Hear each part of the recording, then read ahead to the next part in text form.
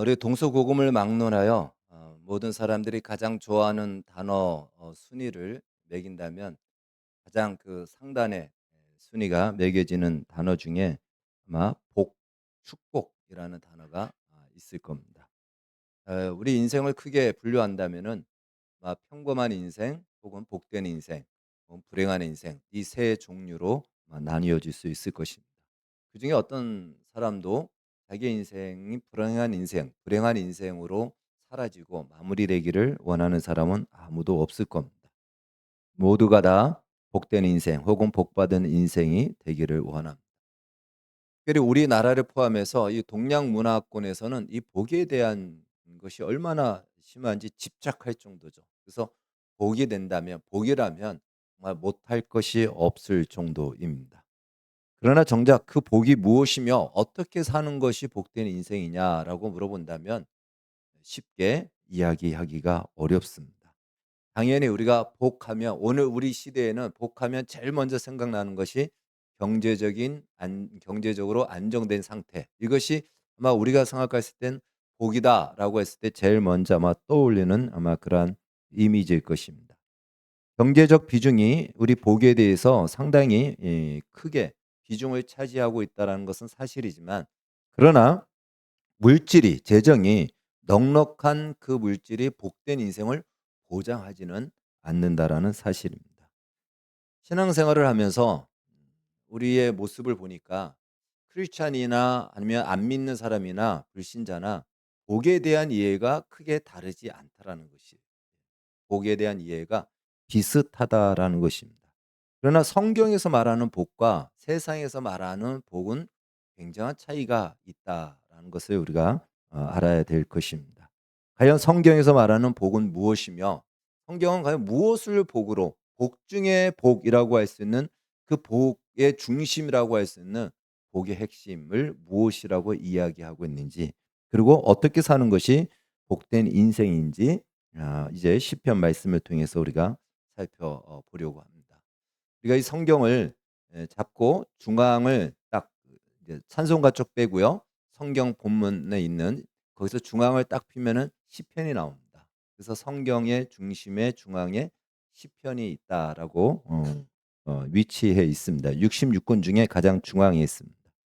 그것은 마치 구약과 신약 성경을 양쪽을 다 이렇게 딱 떠받치고 있듯한 그러한 이미지를 우리에게 주고 있습니다. 그중에서 시편 1편, 2편은 시편 전체를 또한 끌고 가는 서론격입니다. 1편, 2편은. 그래서 그 1편, 2편은 곧 시편을 대표하는 것이고, 시편은 성경 전체를 떠받치고 있다라는 것이죠. 그런데 그 시편 1편의 첫 번째 단어가 복으로 시작된다라는 것입니다. 우리가 읽은 말씀처럼 복 있는 사람은 이렇게 이해하고 있는 것이죠. 그러니까 성경의 가장 중심이라고 할 수 있는 중앙에 위치한 시편, 그리고 시편에서도 가장 중심이라고 할 수 있는 시편 1편이 복을 이야기한다는 것은 성경 전체가 복에 대한 이야기다라는 것이죠. 하나님은 이 복을 우리에게 가장 중요한 이 복을 주시기를 원하고 이 복의 자리로 우리를 부르시고 있다라고 말할 수 있습니다. 그래서 그 복이 무엇인지 제대로 알아야 되고, 특별히 하나님을 믿는 사람들이 가져야 될 복에 대한 이해, 복관이라고 할 수 있죠. 바로 이 복에 대한 이해를 어떻게 가져야 되는지를 이 시편 1편에서 우리에게 가르쳐 주고 있습니다. 그래서 1편, 2편을 시편 전체를 강의할 수는 없고 1편, 2편을 중심으로 해서 이 중요한 성경이 말하고 있는 이 복과 복된 인생이 무엇인지를 우리가 공부해서 우리의 남은 생애가 이제부터는 평범한 인생으로 끝나지 않고 불행한 인생은 더더욱 안 되고요. 정말 복된 인생으로 채워지는 남은 생애가 되어지기를 바라겠습니다. 종교개혁자 마틴 루터는 시편을 가리켜 구약의 요약이라고 이렇게 정의를 내렸습니다. 구약의 요약이라는 것은 구약에 있는 모든 사건들이 이 시편에 다 기록되어 있어요. 대부분 중요한 사건들이. 그것이 역사적인 이야기로 기록되어 있지 않고 시적인 단어로 묘사되어 있다라는 것입니다. 뿐만 아니라 존 칼빈은 이 시편을 가지고 영혼의 해부학 복이라고 이렇게 이야기합니다.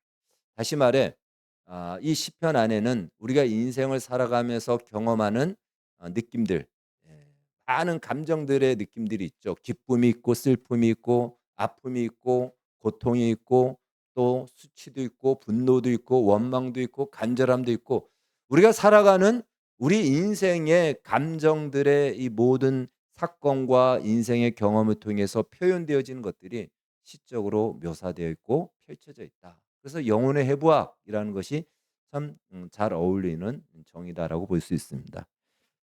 또 이 시편은요. 하나님을 찬송하는 이야기들로 가장 많이 있습니다. 그래서 찬송시죠. 지금도요.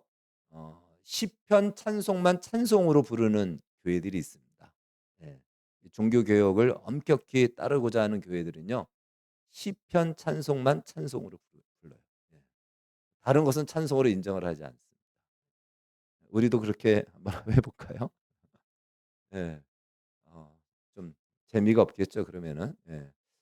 그만큼 이 시편 안에는 하나님을 찬송하는 찬송으로 가득 차 있다. 이렇게 우리가 또 알 수가 있습니다.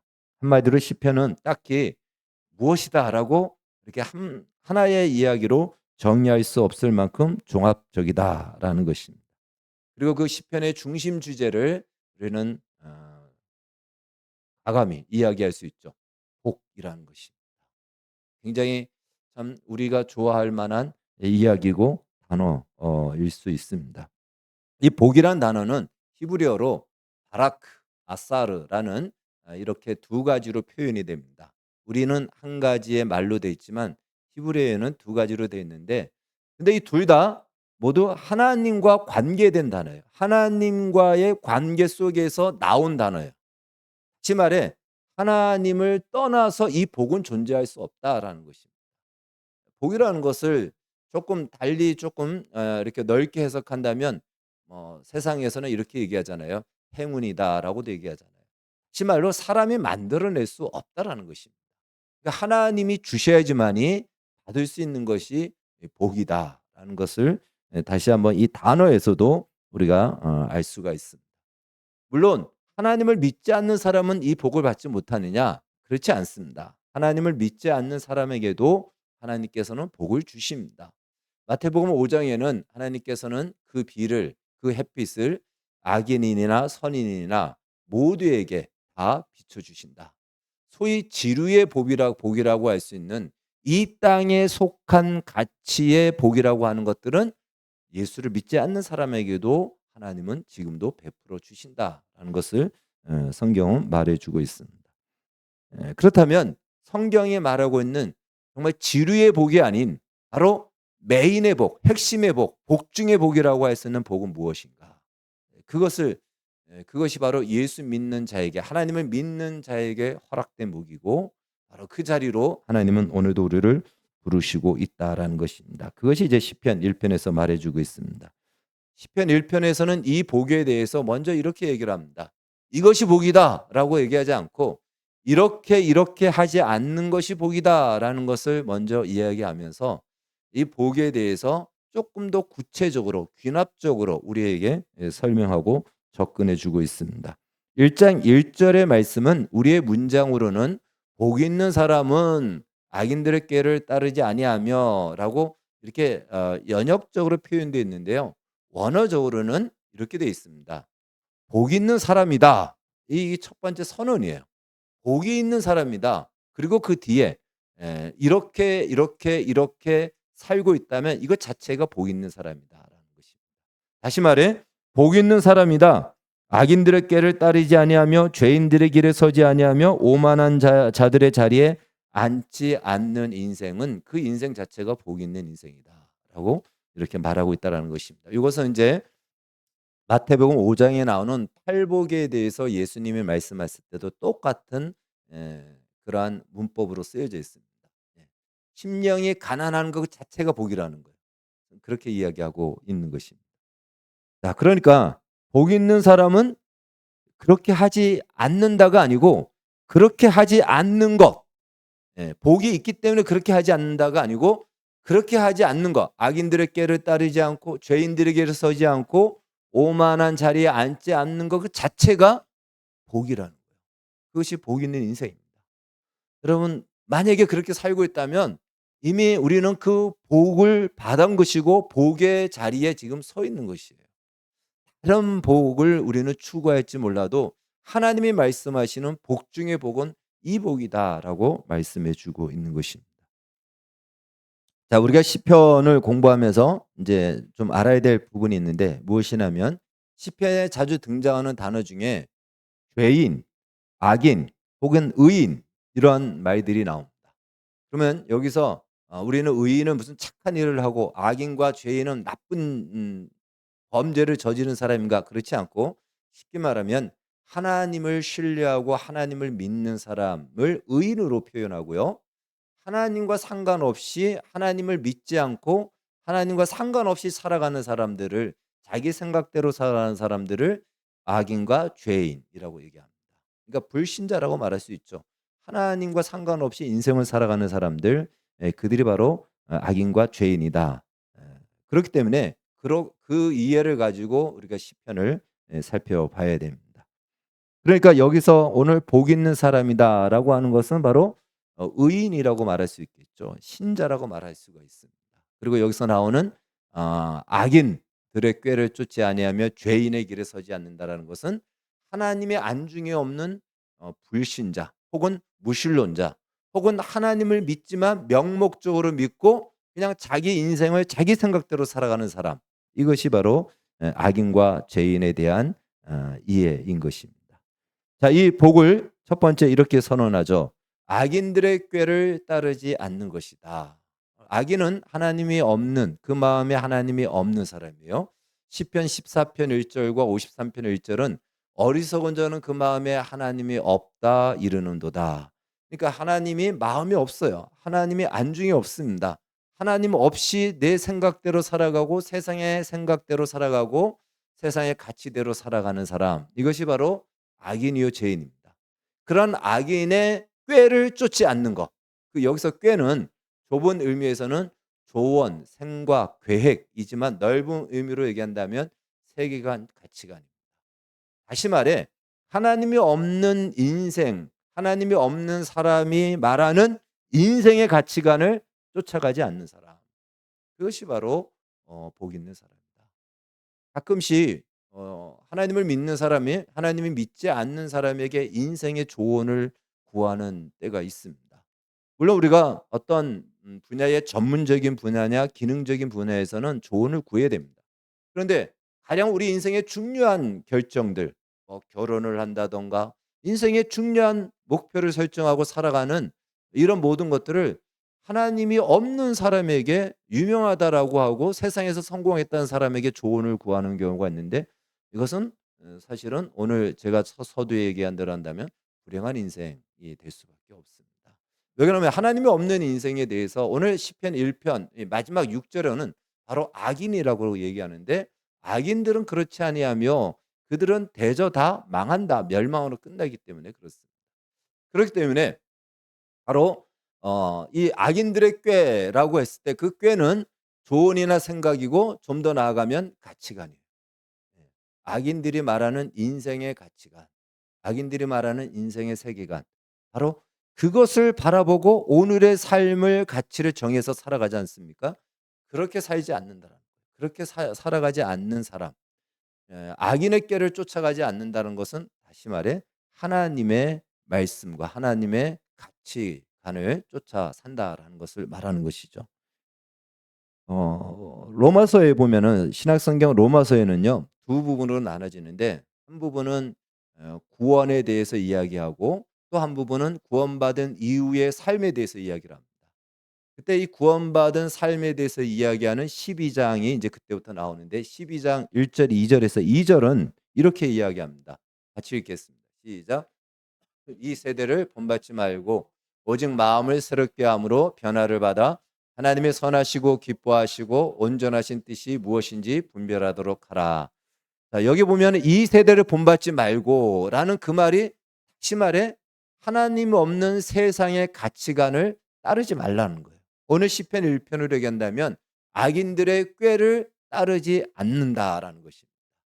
그러니까 이 세대, 이 세상, 하나님이 없는 세계관 속에서 만들어진 가치관을 쫓아서 그것이 내 인생의 성공이고 내 인생의 만족이다 여기서 쫓아가는 이 삶이 아닌 그 삶을 살지 않는다면 그것은 지금 복 있는 인생으로 우리는 살아가고 있다라는 것입니다. 자, 그러니까 이제 우리 자신이 복된 인생을 살고 있는지 아닌지 한번 점검해 볼 수가 있겠죠. 내가 살아가는 삶의 가치관이 무엇의 가치의 기준을 두고 내 인생에 무엇의 소중한 가치를 두고 살아가는가. 그것을 성경이 말하고 있는 세계관과 가치관을 쫓아 살고 있느냐. 세상이 말하는 하나님 없이 세상 생각으로 살아가는 바로 그 가치를 살고 있느냐. 그걸 통해서 내가 복이 있는 사람인지 아닌지를 알 수 있습니다. 하나님이 없는 세상 사람들이 말하는 것이 뭘까요? 그들의 가치관으로 나오는 말은 이런 말들이죠. 인생 별거 있겠어? 죽으면 끝인데 짧고 굵게 살다가 죽는 거야. 죽음 뒤에 무슨 천국 지옥이 있어? 그건 다 종교인들이 만들어낸 말뿐이야. 죽어봤어? 살아있는 지금이 최고야. 하고 싶은 것 하면서 사는 것이 최고의 인생이야. 이렇게 만약에 이 생각을 갖고 살아간다면 이거는 세상 생각을 가지고 살아가는 거예요. 악인들의 꾀를 따르는 것입니다. 이렇게 살아가지 않는다면 그것은 지금 복 있는 인생인 것입니다. 여러분 우리 자신이 어떠한 인생을 살고 있는지를 한번 점검해 보십시오. 찬송가 522장 2절에 보면은 이런 가사가 있습니다. 웬일인가 내 형제여 마귀만 따르다 저 마귀 지옥 갈 때에 너도 가겠구나. 하나님이 어디 있어? 끝까지 하나님을 대적한다면 그 사람이 갈 곳은 지옥밖에 없는 것입니다. 그 사람이 말하는 모든 가치관은 다 지옥으로 향할 수밖에 없습니다. 그 인생을 보고도 따라가겠습니까? 그렇지 않겠죠. 그 목적지까지 생각한다면 따라가지 않을 것인데 그 목적지까지 대부분 생각하지 않고 이 세상만 바라보다 보니까 마치 거기에 무슨 대단한 것이 있는 것처럼 생각할 때가 있다라는 것입니다. 그것을 때때로 부러워한다라는 것이죠. 그럼 가끔씩 우리가 사극에 보면은 유배 가는 장면이 나오잖아요. 그 유배 갈 때 유배 가는 사람은 이렇게 나무로 철장을 만들어서 소 달구지 타고 갑니다. 예. 먼 길을 소 달구지 타고 가고 물론 어떤 사람은 이제 걸어도 가지만 지체가 좀 높은 사람이 유배 갈 때는 소 달구지를 타고 갑니다. 그리고 그를 호위하는 사람은 걸어서 가요. 예. 병사들은. 누가 더 고생하죠? 호위하는 사람이 고생하고 유배 가는 사람은 아주 그냥 유배 가는 주제에 아주 소달구짓하고 편하게 갑니다. 당장 봤을 때는 편하게 보이지만 그 사람은 지금 어디 가는 거예요? 유배 가는 거예요. 이 호위 병사들은 데려갔다가 다시 돌아옵니다. 비교할 수 없는 자유를 가지고 있고 보장된 것이죠. 예. 그러니까 당장 눈앞에 보이는 우리 눈앞에 보이는 화려하고 편하고 그러한 것이 결론은 아니다라는 것을 우리가 알 수 있습니다. 따라서 복의 첫 번째 특징 바로 하나님 없는 세상 풍조를 따라 살지 않는 것이다. 두 번째는 죄인들의 길에 서지 않는 것입니다. 여기서 죄인은 앞에서 언급한 악인과 똑같아요. 하나님이 없다라고 생각하고 살아가는 사람들입니다. 바로 하나님이 없기 때문에 그 가치관 속에서 만들어진 습관과 삶의 방식을 따라 사는 것입니다. 길이라는 것은요. 사람들이 계속 다니다 보면 길이 만들어지죠. 지금이야 길을 깔지만 옛날에는 계속 그 길을 밟고 그러다가 길이 만들어지는 겁니다. 그러니까 다시 말해 그 하나님이 없다라고 하는 가치관을 가지고 살아가는 삶의 방식이 유행하고 그것이 트렌드가 되고 또 그것이 문화가 되어서 그냥 그 길로 그렇게 사는 것이 자기 인생의 성공이고 자기 인생이 그럴듯하게 보이고 그 인생이 마치 화려하게 보이다 보니까 그 삶을 쫓아가며 사는 것입니다. 그 길을 가지 않는 것 그것이 바로 복 있는 사람이다. 그러니까 악인들의 꾀가 조금 더 구체적으로 우리의 현실 속에 생활 속에 만들어진 삶의 양식이라는 것이죠. 그리고 이 길은 반드시 목적지와 연결이 되어 있습니다. 길은 목적지와 연계되어 있지 목적지 없는 길을 끊어진 길은 아무도 가지 않죠. 네 거리를 가든 삼거리를 경유하든 경유해서라도 분명히 어떤 목적지와 연결이 되어 있다라는 것입니다. 바로 이 죄라는 단어도 관역에서 벗어났다, 관역에 미치지 못한다라는 이런 의미를 가지고 있습니다. 그러니까 목적지와 연결되어 있는 그 목적지가 어디인가를 우리가 생각해야 된다는 거예요.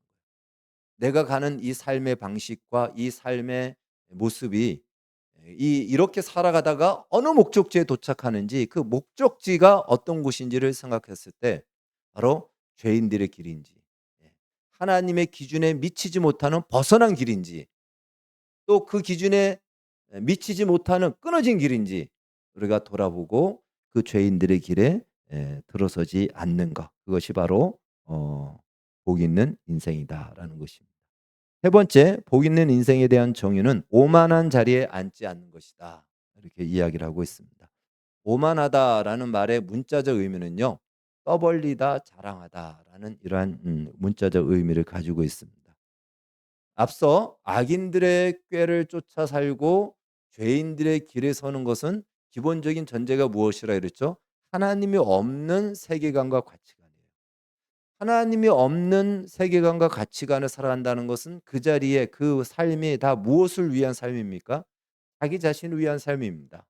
그 자리에 그 마지막 목적지가 자기 자신이에요. 자기를 목적으로 삼는 삶과 하나님을 목적으로 두고 사는 삶은 분명한 차이가 있습니다. 성경은 우리에게 이렇게 살라고 얘기하죠. 고린도전서 10장 31절 같이 읽겠습니다. 시작. 너희가 먹든지 마시든지 무엇을 하든지 다 하나님의 영광을 위하여 하라. 우리가 살아도 주를 위하여 살고 죽어도 주를 위하여 죽나니 그러므로 우리가 사나 죽으나 주의 것이로다. 하나님의 백성들이 살아가는 삶의 목적은 우리 자신이 아니고 하나님의 영광입니다. 그것이 우리 삶의 목적이에요. 그렇게 사는 삶과 나 자신을 위해 사는 삶은 분명히 충돌할 수밖에 없습니다. 부딪힐 수밖에 없습니다. 나 자신을 위해서 사는 삶은 모든 것이 자기에게 초점이 맞추어져 있어야 되는 거예요. 네. 모든 것에 내가 초점이 맞추어져 있고 내가 주인공이 돼야 되고 내가 주목을 받아야 되고 다른 모든 것은 나를 위하여 존재해야 되는 것입니다. 그것이 오만한 자의 자리에 앉는 것입니다. 그러니까 악인들의 꾀를 쫓아 살고 죄인의 길에 살면 오만한 자리에 앉을 수밖에 없어요. 네. 자기 자신의 목적이기 때문에 자기가 모든 것의 주인공이 돼야 되고 모든 것의 주목을 받아야 되기 때문에 그렇습니다. 바로 그렇게 살지 않는 사람 그것이 복 있는 사람입니다. 이것은 우리가 사람들과의 관계 속에서 확인할 수도 있죠. 때때로 내가 아무 이야기도 하지 않으면 존재감이 느껴지지 못해서 이야기하는 경우가 있는데 모든 것에 내가 주목을 받아야 된다. 이것은 바로 이 오만의 늪에 내가 빠져 있다라고 점검할 수가 있습니다. 꼭 그럴 필요 없습니다. 그러지 않아도 됩니다. 하나님이 우리를 아시기 때문에 그렇습니다. 예. 자, 이제 이것이 그렇게 살지 않는 그러니까 하나님이 없는 세상 속에서는 이렇게 살 수밖에 없어요. 왜? 그것이 자신의 삶의 목적이기 때문에. 그런데 하나님이 있는 사람들, 하나님이 우리의 인생을 붙잡고 있다라고 얘기해진다면 그렇게 살지 않아도 되는 것이기 때문에 바로 그렇게 살지 않는 사람, 그것이 복 있는 사람이다. 먼저 이야기를 하고 있습니다. 그렇다면 도대체 아닌 것은 알겠는데 그렇다면 긴 것은 무엇이냐? 무엇이 복 있는 긍정적인 표현의 삶이냐라고 했을 때 바로 2절 말씀입니다. 2절 말씀 같이 읽겠습니다. 시작. 오직 여호와의 율법을 즐거하여 그의 율법을 주야로 묵상하는도다. 하나님 없는 세상 생각이란 인간 자신의 생각을 포함한다면 바로 세상 생각을 따르지 않는다, 인간 생각을 따르지 않는다라는 말은 반대로 얘기한다면 하나님의 생각을 따르겠다라는 거. 그러면 하나님의 생각이 담겨져 있는 것이 무엇이냐? 그것이 바로 율법이요 하나님의 말씀인 것입니다. 그래서 바로 하나님의 말씀 이 율법 그것을 통해서 하나님의 생각을 알고 하나님의 뜻과 하나님의 계획과 하나님의 일하시는 방식을 배우는 것이죠. 그래서 이 율법이라는 말 안에는요, 가르치다, 통치하다라는 의미가 내포되어 있습니다.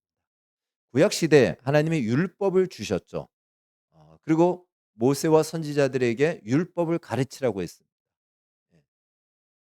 왜 가르치냐? 율법의 말씀대로 사는 것이 하나님의 통치를 이루는 것이기 때문에. 그래서 율법은 다시 말해 하나님의 통치 아래에 있다라는 것이 우리가 율법을 듣고 배우는 의미인 것입니다. 그러니까 머리로 알기 위해서 율법을 배우는 것이 아니에요.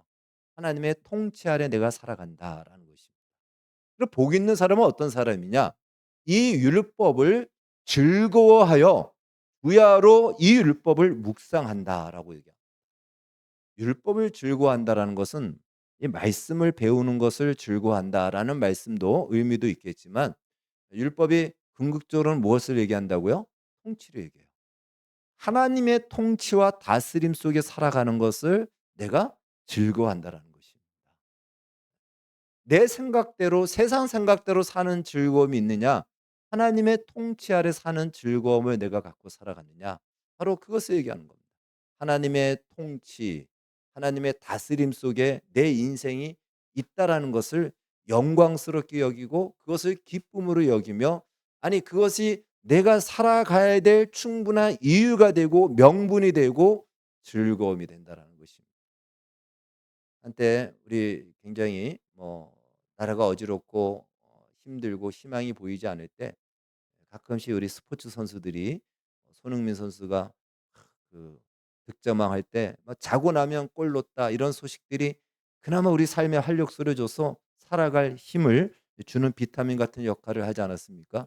그러듯이 험하고 힘들고 참 희망이 없는 이 세상, 그 세상 속에서 내가 살아갈 가치, 이유, 그래도 이것 때문에 내가 삶의 즐거움과 용기를 갖고 살아간다. 그것이 무엇이냐 이거예요. 우리 할머니 할아버지가 되면 손주 보는 즐거움 때문에 그 삶에 낙이 있지 않습니까? 다시 말해 율법을 즐거워한다라고 했을 때 이 즐거움은 단순히 기쁘다 이것이 아니고요. 내가 살아가는 삶의 이유가 되는 근본적인 즐거움을 얘기하는 겁니다.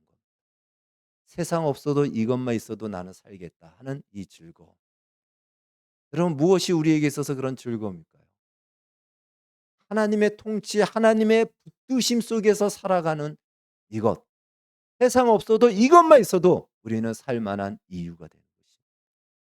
그렇게 하나님의 통치를 따르고 그 아래에 있는 것을 기쁨으로 여겨 산다면 이것이 바로 복 있는 사람이다. 그렇기 때문에 바로 하나님의 통치가 무엇인지, 하나님의 생각이 무엇인지 그 말씀을 어떻게 해야 될까요? 공부하고 배우고 묵상하는 것입니다.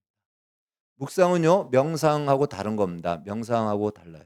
묵상이라는 것은요, 이스라엘 백성들이, 지금도 유대인들이 묵상을 할 때 어떻게 하냐면 고개를 흔들면서 소리를 내면서 이렇게 중얼중얼거리죠. 말씀을 읊조리는 겁니다. 되뇌이는 겁니다. 바로 그것이 묵상이에요. 말씀을 계속해서 내 입술에서 떠나지 않도록 되뇌이는 거예요. 중얼중얼중얼하면서 반복하여 암송하고 하는 겁니다. 그러면 이걸 기계적으로 하라는 말인가? 그 말이 아니고요. 여러분 어떤 노래를 듣다가 내가 딱 가슴에 딱 꽂히면은 계속해서 그 노래를 부르잖아요. 예. 콧노래로. 예. 계속해서 큰 노래를 부르잖아요. 왜? 그게 내 가슴에 꽂혀서 즐겁거든요.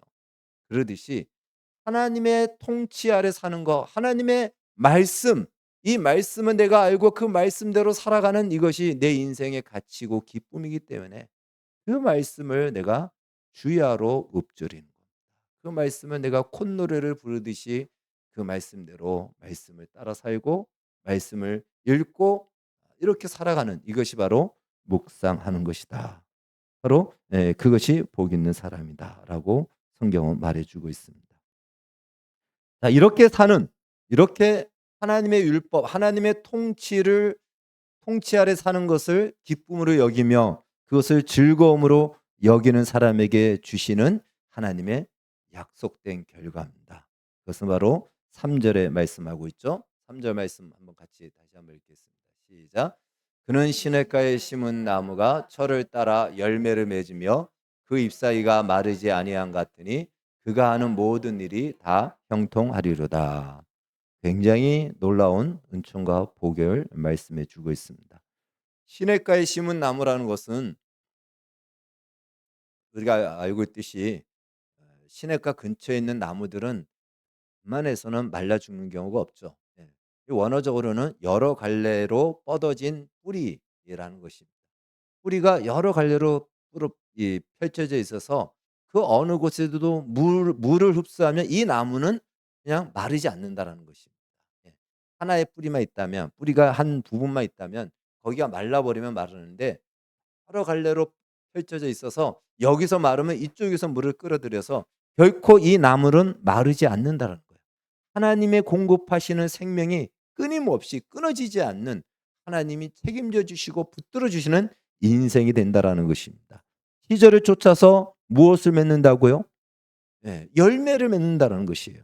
그 잎사귀가 마르지 않는다는 것은 그래서 생명력이 왕성하다는 것이고, 생명력이 왕성하면 그것은 반드시 열매를 맺게 되어 있습니다.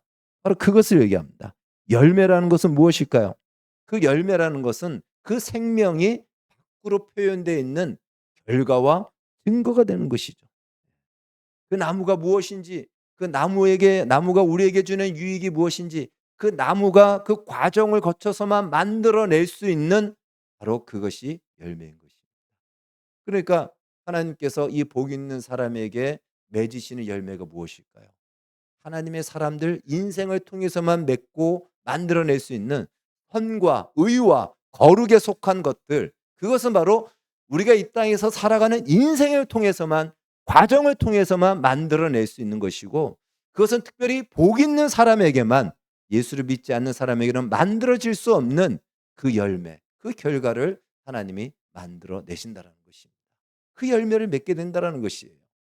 그 열매는 또한 그 나무에 계속 이어지는 씨가 되는 것이죠. 그냥 당대로 끊어지지 않고 그 열매를 통해서 또다시 열매를 맺고 또다시 씨를 뿌리고 또다시 열매를 맺습니다. 반면에 악인들은요, 1장 6절에서 얘기합니다. 시편 1편 6절에서 악인들은 망한다라는 것은요, 자취도 어디로 갔는지 없이 흔적 없이 사라진다라는 거예요.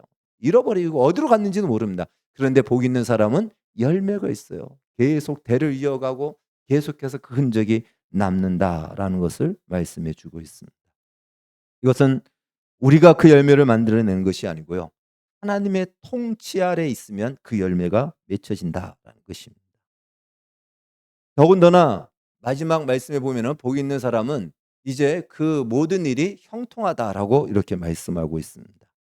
자, 이 형통에 대한 이해가, 우리는 내가 원하는 대로 쭉쭉 성공하는 것을 형통으로 생각합니다. 영어로도 이것을 successful이라고 얘기합니다. 형통이란 말이 성공한다라는 거예요. 얼마나 좋습니까? 그래서 형통이라는 말을 과거에는 참 많이 썼습니다. 지금은 성공이란 말을 많이 쓰는 것이죠. 그런데 이 형통에 대한 성경적 정의는 무엇이냐면, 내가 원하는 인생으로서의 성공이 아니고 하나님이 원하시는 인생으로서의 성공이라는 것이에요.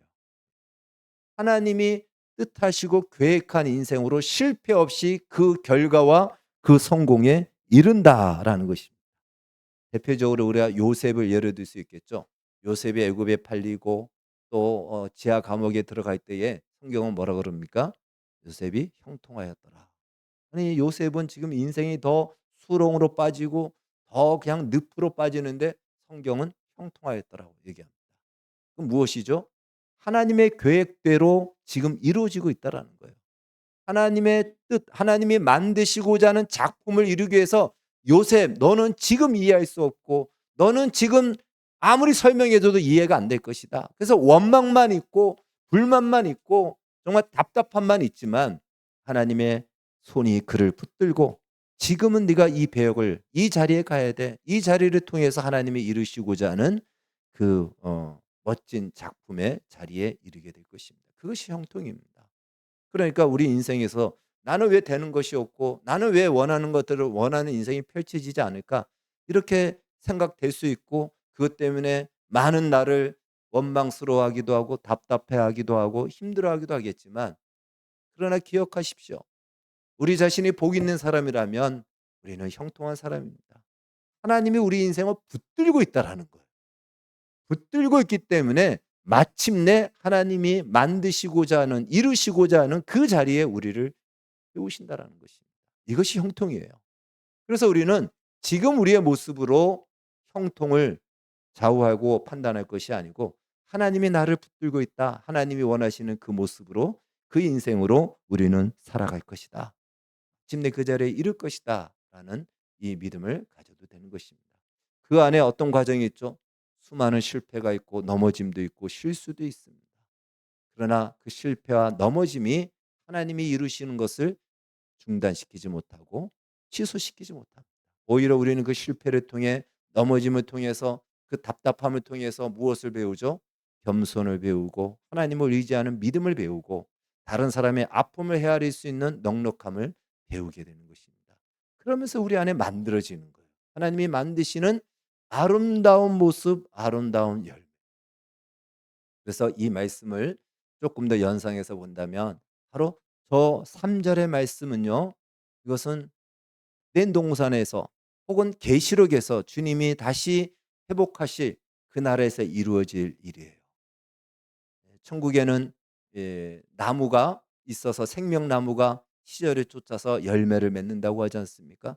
바로 그 이미지를 연상시켜 주는 것입니다.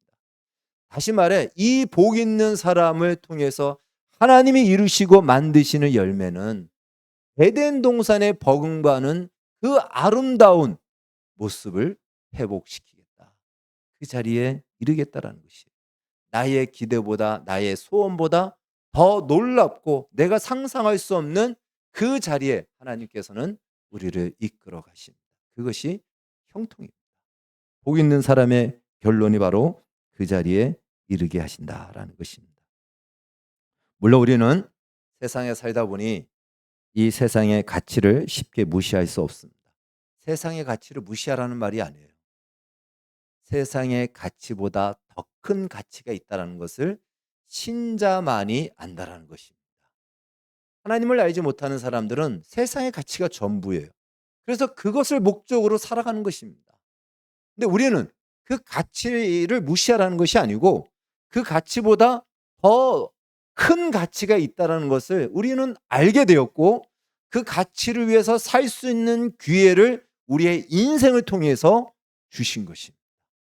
그렇기 때문에 이제 우리에게 있어서 이 세상의 가치는 시간이 지나면, 주님이 다시 오셔서 심판할 때 이 모든 것들은 다 사라질 것들입니다. 아무것도 남는 것이 없어요. 그러면 남을 것이 무엇이냐? 영원한 가치, 그것이 남는 것인데, 그것이 무엇이냐? 바로 하나님의 통치 아래 살아가는 것이에요. 그것을 시편 기자는 이렇게 고백을 합니다. 시편 119편 56절 같이 읽겠습니다. 시작. 내 소유는 이것이니 곧 주의 법도를 지킨 것이니이다. 이것이야말로 나의 영원한 소유가 되는 것입니다. 나의 영원한 가치가 된다라는 것입니다. 사랑하는 여러분, 신앙생활이란 일상의 모든 영역이 하나님의 통치와 다스림 속 아래 있는 것입니다. 내 인생이 따로 있고 그중에 종교의 영역이 일부 있는 것이 아니고요, 내 삶의 모든 영역이 하나님의 통치 아래 있는 것입니다. 하나님께서는 우리 인생 전체가 다 아름다워지기를 원하지, 한 부분만 아름답게 되는 것을 원치 않으십니다. 사실 오늘 이 말씀, 이 시편 1편 1절에서 2절까지 이 말씀을 온전히 지킨 사람은 누구일까요? 예수 그리스도입니다. 그래서 시편 1편이 말하는 복의 실체는 누구냐? 예수 그리스도를 말합니다. 악인들의 꾀를 쫓지 않고 죄인의 길을 서지 않고 오만한 자의 자리에 앉지 않는. 물론 그것도 그 오만한 자격과 조건을 가진 사람한테 좀 적용되겠죠. 그러나 사실 그렇게까지 안 해도 우리는 우리 자신이 우리 일상 속에서도 얼마든지 오만할 수가 있습니다. 내가 세상에서 성공했기 때문에 오만해지는 것이 아니고, 그렇지 않아도 오만해지거든요. 그러나 좀 확률적으로 좀 덜할 수 있겠죠. 저 같은 사람이 얼마나 오만한 자리에 앉을 수 있겠습니까? 그런 마음을 갖잖아요. 예수님은 그런 자리에 앉을 수 있었어요. 충분히 그 자리에 앉을 수 있었습니다. 그분은 그 자리에 앉지 않았습니다. 대신 하나님의 말씀을 지키는 것을 그분은 기쁨으로 여겼고 십자가에 죽는 그 자리까지 그는 기쁨으로 기꺼이 그 고난을 감수하셨습니다. 바로 시편 1편의 복은 예수님을 얘기하는 거예요. 그리고 그것이야말로 복된 인생이요. 참 멋진 인생이요. 하나님이 만드시는 위대한 작품이기 때문에 이제 하나님을 믿는 우리로 하여금 그 길로 너희도 이 복의 자리에 들어와라. 이 복된 인생을 살으라라고 우리에게 말씀해 주고 있습니다. 우리 자신이 지금 어디에 서 있는지 이것을 위해서 내 안에 영적 싸움과 부단한 몸부림이 있다면 우리는 복 있는 인생을 살고 있는 것입니다. 그 복의 결과가 당장 눈앞에 보이지 않아도 낙심하지 마시고 하나님이 내 인생을 붙들고 하나님이 만드실 위대한 그 작품을 기대하며 오늘도 하나님의 통치 아래 살아가는 이것을 우리의 즐거움과 가치로 내 인생을 쥐어짰을 때 유일하게 남아있는 것 하나님의 말씀을 따라 산 것입니다. 이것이 우리의 고백이 되어지기를 주의 이름으로 축원합니다. 기도하겠습니다. 하나님 감사합니다. 우리에게 복된 인생을 주셨고 복된 인생으로 부르셨습니다. 예수 그리스도께서 가신 그 길로 우리도 그 복의 자리로 부르고 있음을 알고 기꺼함으로 이것을 쫓아 살아갈 수 있도록 그래서 우리의 남은 생애가 복된 인생으로 채워지는 은혜가 있게 하여 주시옵소서. 예수님의 이름으로 기도하옵나이다. 아멘.